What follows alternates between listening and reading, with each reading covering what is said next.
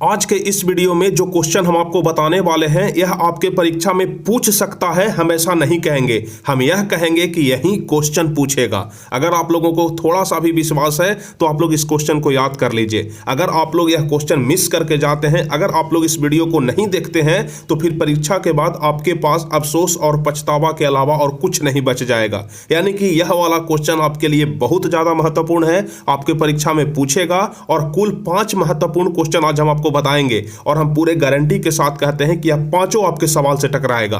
तो चलिए, उम्मीद करते हैं कि आप लोग इस वीडियो को शुरू से लेकर के अंत तक जरूर देखिएगा, ध्यान से देखिएगा, कंसंट्रेट होकर के देखिएगा। तो चलिए, बिना समय गवाए हम शुरू करते हैं। लेकिन इसके पहले जो भी स्टूडेंट चैनल पर नए हैं तो फटाफट से आप लोग चैनल को सब्सक्राइब कर लीजिए ताकि आगे के हर एक वीडियो का नोटिफिकेशन आपको मिल सके।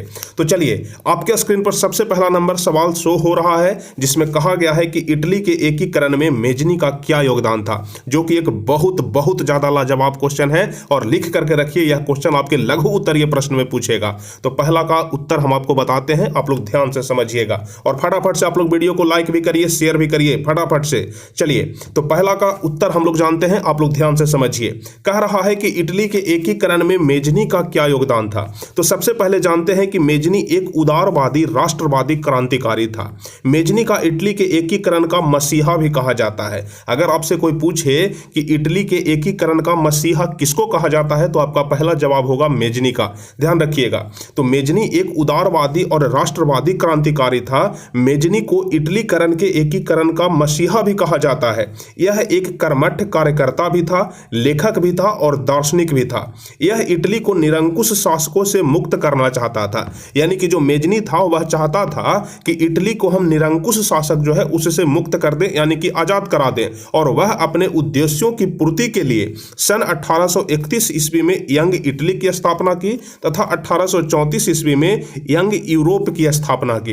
बार बार ऑब्जेक्टिव क्वेश्चन में आप लोग याद करते होंगे कि यंग इटली और यंग यूरोप की स्थापना किसने की, तो मेजनी ने की। और इसके अलावा आप लोग ध्यान रखिएगा कि कितने ईस्वी में की, तो ध्यान रखिएगा 1831 ईस्वी में यंग इटली की स्थापना की और 1834 ईस्वी में यंग यूरोप की स्थापना की। और सिर्फ स्थापना करना ही इसका मुख्य उद्देश्य नहीं था। यह जो यंग इटली और यंग यूरोप का स्थापना हुआ, इसका समर्थन तमाम जनता ने किया। और मेजनी ने 1830 ईस्वी में नागरिक आंदोलन भी चलाया था। अतः हम कह सकते हैं कि इटली के एकीकरण में मेजनी एक बहुत बड़ा योगदान है। यानी कि कुल मिलाकर के मेजनी के पूरे आंदोलन के बारे में हम लोग जान गए कि मेजनी का क्या क्या योगदान था। यहाँ पर 3 आंदोलन के बारे में हम लोग जाने, जिसमें पहला था यंग इटली, दूसरा था यंग यूरोप और तीसरा था नागरिक आंदोलन। तो कुल मिलाकर के आप लोग मेजनी के बारे में ध्यान रखिएगा कि मेजनी का इटली के एकीकरण में क्या योगदान था। तो पहला का सही जवाब, ऐसे हम आपको हिस्ट्री में भी पढ़ा चुके हैं। यदि आप लोगों को और ज्यादा विस्तार से पढ़ना है तो हिस्ट्री के प्लेलिस्ट में देखिएगा, वहां पर आप लोगों को मिल जाएगा। तो पहला का जवाब तो आप लोग समझ गए होंगे। अब चलिए, दूसरा नंबर क्वेश्चन हम आपको बताते हैं कि असहयोग आंदोलन एक प्रथम जन आंदोलन था कैसे। असहयोग आंदोलन जो कि महात्मा गांधी के द्वारा चलाया गया था, तो असहयोग आंदोलन एक प्रथम जन आंदोलन था कैसे, इसके बारे में आपको लिखना है। और यह भी 2 नंबर वाले क्वेश्चन है, यानी कि लघु उत्तरीय का ही क्वेश्चन है। लेकिन यह वाला क्वेश्चन भी आपके परीक्षा में सीधे सीधे पूछेगा। अगर हम पर विश्वास है तो आप लोग ध्यान से इसको पढ़िए। और हम कल के कमेंट को पढ़ रहे थे, जब कल हम आपको विज्ञान का सब्जेक्टिव क्वेश्चन बता रहे थे और हम बोले थे कि अगर हम पर भरोसा है तो आप लोग इसको याद कर लीजिए। तो उसमें बहुत सारे स्टूडेंट यह कमेंट किए कि गुरु तो भगवान के समान होते हैं, और अगर भगवान पर भरोसा न करें तो और किस पर करें। तो जब आप लोग हमें भगवान समझते हैं तो फिर हम आपको कभी धोखा नहीं दे सकते हैं। हम आपको इस भ्रम जाल में नहीं रख सकते हैं कि आपके लिए यह क्वेश्चन महत्वपूर्ण है और यह आएगा ही नहीं। जो क्वेश्चन हम बोल रहे हैं कि महत्वपूर्ण है, उसको गांठ बांध करके रख लीजिए कि आएगा तो आएगा। चलिए, दूसरा नंबर क्वेश्चन हम लोग समझते हैं। असहयोग आंदोलन एक जन आंदोलन था कैसे। तो इसका जवाब हम लोग लिखेंगे कि हम वास्तविक रूप से कह सकते हैं कि असहयोग आंदोलन एक जन आंदोलन था, न कि एक सामाजिक आंदोलन। इस आंदोलन की शुरुआत अगस्त 1920 ईस्वी में, ध्यान रखिएगा, असहयोग आंदोलन की शुरुआत अगस्त 1920 ईस्वी में गांधी जी के द्वारा चलाया गया था, जिसमें बच्चे भी भाग लिए, जवान ने भी भाग लिया और महिलाओं ने भी अहम भागीदारी निभाई। और इस आंदोलन के जरिए अंग्रेजी सरकार की ताकत को कमजोर करने का प्रयास किया गया। यानी कि इस असहयोग आंदोलन के चलते, इस असहयोग आंदोलन का मुख्य उद्देश्य यही था कि अंग्रेजी सरकार की ताकत को कमजोर किया जाए। देखिए, नाम से ही आपको लग रहा है असहयोग। असहयोग कहने का मतलब कि हम तुम्हें सहयोग नहीं करेंगे। यानी कि भारतीयों का यह साफ कहना हो गया कि अंग्रेज जो भी काम करेगा हम उसमें उसका सहयोग नहीं करेंगे, और जब भारतीय सहयोग नहीं करेंगे तो जाहिर सी बात है कि अंग्रेजी सरकार कमजोर हो जाएगी। यानी कि इस आंदोलन का मुख्य उद्देश्य ही यही था कि अंग्रेजी सरकार की ताकत को कमजोर किया जाए तथा महिलाओं के द्वारा जगह जगह पर धरना देकर के शराब की दुकानें बंद करवा दी गई। यानी कि अंग्रेजों के द्वारा जो भी शराब का दुकान चलाया जाता था जिसे भारतीय लोग पीते थे, उस शराब की दुकान को महिलाओं ने धरना प्रदर्शन देकर के बंद करवा दिया। और इस आंदोलन में कहा गया कि विदेशी वस्तु में आग लगा दी जाए और स्वदेशी वस्तुओं को अपनाया जाए, क्योंकि जब विदेशी वस्तु खरीदेंगे तो अंग्रेजों को सपोर्ट होगा। इसलिए यहां पर सभी लोगों ने माना कि जितने सारे भी विदेशी वस्तु हैं उसका उपयोग हम लोग नहीं करेंगे, हम लोग स्वदेशी वस्तु का उपयोग करेंगे, यानी कि वैसे वस्तु का उपयोग करेंगे जो कि भारत में बना है। तो यहां पर जितने सारे भी विदेशी वस्तु थे उसमें आग लगा दिया गया और स्वदेशी वस्तुओं को अपनाया गया। और भारतीय जनता ने सरकारी कॉलेज और विद्यालयों का बहिष्कार करके राष्ट्रीय शिक्षा पर जोर दिया। ध्यान रखिएगा, यानी कि जितने सारे भी अंग्रेजों के द्वारा महाविद्यालय और विद्यालय चलाए जा रहे थे सभी को छोड़ दिया और राष्ट्रीय शिक्षा पर जोर दिया। युवाओं के द्वारा रेल की पटरी उखाड़ दी गई और बैंक में ताला मार दिया गया। इस आंदोलन में हिंदू मुस्लिम की एकता को स्थापित करने का प्रयास किया गया। देखिए, अंग्रेज लोग क्या करते थे कि हिंदू को अलग रखना चाहते थे और मुस्लिम को अलग रखना चाहते थे, क्योंकि अंग्रेज भी जानते थे कि अगर हिंदू मुस्लिम एक हो गया तो फिर हमको भारत में रहना मुश्किल हो जाएगा। इसलिए जब असहयोग आंदोलन हुआ तो इसमें सबसे पहला उद्देश्य यही था कि किसी भी तरह से हिंदू मुस्लिम को अलग नहीं रहने देना है, यानी कि हिंदू मुस्लिम को एकता में बांध देना है, हिंदू मुस्लिम को एक करना है। और इस असहयोग आंदोलन में हुआ भी कुछ ऐसा ही। इस असहयोग आंदोलन में हिंदू मुस्लिम की एकता को स्थापित करने का प्रयास किया गया, लेकिन चौरी चौरा हत्याकांड की घटना हो जाने के कारण गांधी जी ने इस आंदोलन को वापस ले लिया। चौरी चौरा हत्याकांड एक थाना था जिसमें आग लगा दिया गया था, जिसमें बहुत सारे पुलिसकर्मी शहीद हो गए थे। यानी कि बहुत सारे पुलिसकर्मी जब मारे गए, थाना में आग लगा दिया गया, और यह हुआ था चौरी चौरा में, एक जगह का नाम है। तो जब यह चौरी चौरा घटना हो गया, इसके बाद गांधी जी ने इस आंदोलन को वापस ले लिया, यानी कि असहयोग आंदोलन को वापस ले लिया। तो कुल मिलाकर के आपको भी लग रहा है कि यह जो असहयोग आंदोलन है यह जन आंदोलन है, यानी कि लोगों का आंदोलन है। तो कुल मिलाकर के यह क्वेश्चन में आपसे यही पूछ रहा था कि असहयोग आंदोलन एक जन आंदोलन था कैसे। तो जाहिर सी बात है कि जब इसमें सभी लोगों ने भाग लिया, बच्चे भाग लिए, बूढ़े भाग लिए, जवान भाग लिए, महिलाएं भाग ली, तो इसका मतलब कि यह जन आंदोलन है। तो हम कह सकते हैं कि असहयोग आंदोलन एक जन आंदोलन था। तो दूसरा का भी जवाब आप लोग समझ गए होंगे। चलिए, तीसरा नंबर क्वेश्चन, जर्मनी के एकीकरण में बिस्मार्क की क्या भूमिका है, संक्षिप्त में वर्णन करें। जर्मनी के एकीकरण में बिस्मार्क की भूमिका का संक्षिप्त में वर्णन करें। तो तीसरा का सही जवाब क्या हो जाएगा, आप लोगों को हम बता रहे हैं, आप लोग ध्यान से समझिएगा। लिखा गया है, इसका जवाब हम लोग लिखेंगे कि जर्मनी के एकीकरण में बिस्मार्क का अहम योगदान रहा। जब से यह प्रशा का चांसलर बना तब से इसका मुख्य उद्देश्य जर्मन संघ से ऑस्ट्रिया की सत्ता को मिटा देना था, क्योंकि पहले जर्मनी पर किसका सत्ता था, ऑस्ट्रिया का था। लेकिन जब से बिस्मार्क वहां का चांसलर बना, इसका मुख्य उद्देश्य यही था कि ऑस्ट्रिया की सत्ता को हम समाप्त कर देंगे। इसके लिए चाहे मुझे आंतरिक या बाह्य युद्ध क्यों न लड़ना पड़े।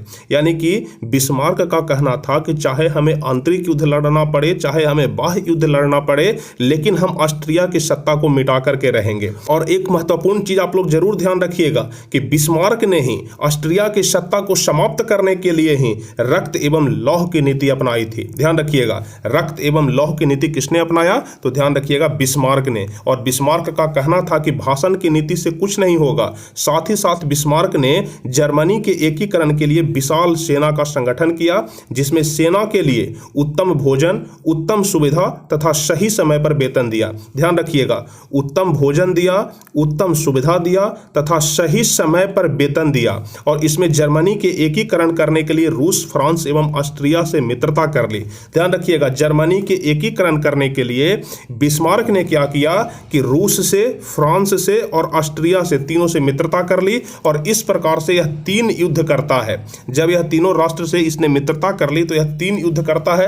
1864 ईस्वी में डेनमार्क से युद्ध करता है, 1866 ईस्वी में ऑस्ट्रिया से युद्ध करता है और 1870 ईस्वी में फ्रांस से युद्ध करता है। तो बिस्मार्क के यह तीनों युद्ध बहुत ही ज़्यादा महत्वपूर्ण है, इसको आप लोग जरूर ध्यान रखिएगा। तो अब आप लोग समझ गए होंगे कि जर्मनी के एकीकरण में बिस्मार्क की क्या भूमिका है। इसके बारे में यदि आप लोगों के परीक्षा में आएगा तो सेम टू सेम आप लोग इसी तरह से इसका जवाब लिखेंगे जैसा कि हम आपको बता रहे हैं।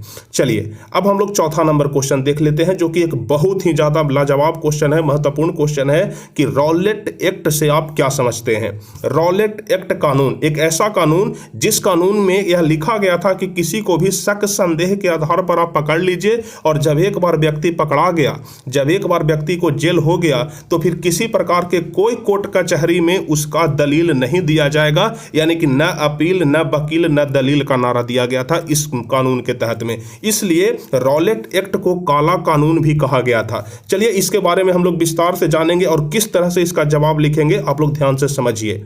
देखिए कह रहा है कि रॉलेट एक्ट की घटना मार्च 1919 ईस्वी को घटा। ऑब्जेक्टिव क्वेश्चन में पूछ सकता है कि रॉलेट एक्ट की घटना कब घटा, तो 1919 ईस्वी में।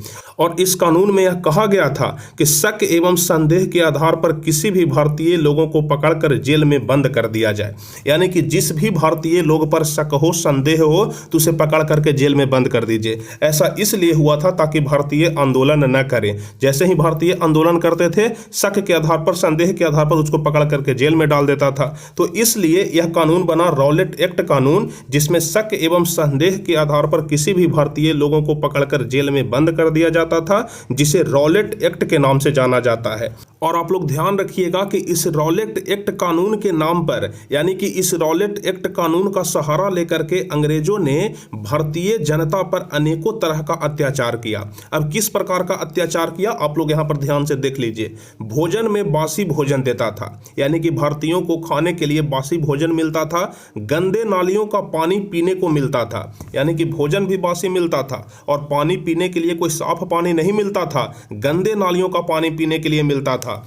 और साथ ही साथ जैसा कि अभी हम आपको बताए कि इस एक्ट के तहत, यानी कि इस कानून के तहत न अपील न दलील और न वकील, किसी भी प्रकार का कोई सुनवाई नहीं होता था, जिसके कारण इसे काला कानून भी कहा जाता है। यानी कि जब यह कानून एक बार लागू हो जाता था, जब किसी भी व्यक्ति को पकड़ लिया जाता था, पकड़ करके जब जेल में डाल दिया जाता था, उसके बाद उस पर किसी तरह का कोई कानून नहीं होता था, कोई दलील नहीं होता था, कोई अपील नहीं होता था। जैसे अभी होता है कि अगर लोअर कोर्ट में सजा सुना दिया तो हाई कोर्ट जाते हैं, हाई कोर्ट से भी अगर बेल नहीं मिलता है तो सुप्रीम कोर्ट जाते हैं। लेकिन यह कानून ऐसा था कि इसमें किसी प्रकार का कोई अपील ही नहीं हो सकता था, न तो आप वकील रख करके बहस करवा सकते थे।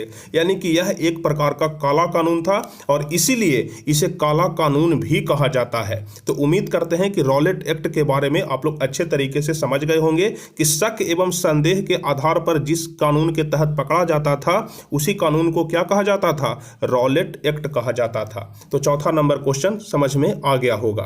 चलिए अब पांचवा नंबर क्वेश्चन देखते हैं, जो कि एक बहुत ही ज्यादा लाजवाब क्वेश्चन है और हर हाल में आपके परीक्षा में पूछेगा कि समाजवाद तथा साम्यवाद से आप क्या समझते हैं। समाजवाद तथा साम्यवाद से आप क्या समझते हैं। तो सबसे पहले हम लोग जानते हैं कि समाजवाद क्या है। तो ध्यान रखिएगा कि समाजवाद एक ऐसी विचारधारा होती है जिसके तहत समाज के किसी भी वर्ग के साथ कोई भेदभाव नहीं किया जाता है। यानी कि समाजवाद में समाज के किसी भी वर्ग के साथ, चाहे वह निम्न वर्ग का हो, उच्च वर्ग का हो, मध्यम वर्ग का हो, किसी भी वर्ग के साथ कोई भेदभाव नहीं किया जाता है। और यह जो समाजवाद होता है यह राज्य को अपनाना चाहता है। समाज में धन संपत्ति, कल कारखाना, कृषि पर सभी लोगों का अधिकार होता है। यानी कि समाजवाद में सभी को बराबर नजरिए से देखा जाता है।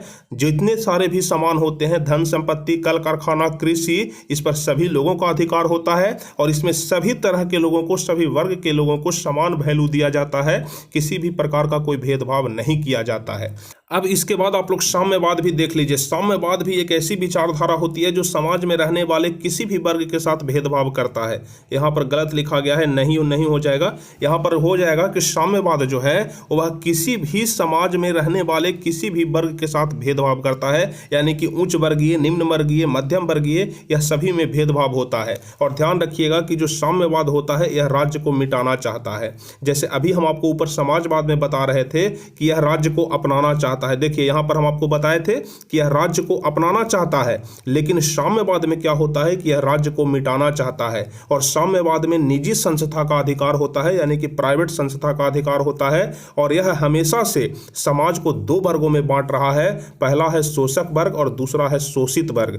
शोषक वर्ग कहने का मतलब कि जो शोषण करता है, तो हमेशा से अमीर लोग ही शोषण करते आए हैं, तो शोषक वर्ग में अमीर लोग आते हैं। अब शोषित वर्ग यानी कि जिनका शोषण हो रहा है, तो शोषण तो गरीबों का ही न होता है, यानी कि यह हमेशा से समाज को दो वर्गों में बांट रहा है, अमीर और गरीब। ध्यान रखिएगा, यानी शोषक वर्ग और शोषित वर्ग। तो समाजवाद और साम्यवाद में अंतर आपके परीक्षा में जरूर पूछेगा, आप लोग इसे जरूर एकदम कंठस्थ याद कर लीजिएगा। तो उम्मीद करते हैं कि आज जो हम आपको 5 क्वेश्चन बताए, यह पांचों क्वेश्चन आप लोग जरूर याद कर लेंगे। और हम 100 नहीं 110% गारंटी के साथ कहते हैं कि आप लोगों के परीक्षा में यह पांचों क्वेश्चन आएगा। अगर आप लोगों को भरोसा है तो आप लोग इस पांचों क्वेश्चन को याद कर लीजिए। अगर हम पर भरोसा नहीं करते हैं तो परीक्षा के बाद पछतावा करने के अलावा आपके पास दोबारा कोई ऑप्शन भी नहीं बचेगा। तो उम्मीद करते हैं कि आप लोग हमारी भावनाओं को समझ रहे होंगे, हमारी बातों को समझ रहे होंगे, और जितने सारे भी क्वेश्चन हम आपको बताते हैं, चाहे वह ऑब्जेक्टिव का क्वेश्चन हो, सब्जेक्टिव का क्वेश्चन हो, उसे आप लोग एकदम से याद कर लीजिए। और अब बहुत जल्द आपको हम गेस्ट क्वेश्चन भी देने वाले हैं, जिसमें सब्जेक्टिव भी होगा, ऑब्जेक्टिव भी होगा, क्वेश्चन के साथ साथ आंसर भी होगा, और उसमें से अधिकांश क्वेश्चन आपके परीक्षा में लड़ जाएगा। तो उम्मीद करते हैं कि आप लोग अच्छे तरीके से एक एक चीज को समझ गए होंगे। अगर आपको यह वीडियो अच्छा लगा हो तो जल्दी से आप लोग इसको लाइक कर दीजिए, अपने दोस्तों के पास शेयर कर दीजिए, और जो भी स्टूडेंट चैनल पर नए हैं तो जल्दी से आप लोग चैनल को सब्सक्राइब कर लीजिए। तो चलिए फिर मिलते हैं अगले वीडियो में, तब तक के लिए जय हिंद, धन्यवाद।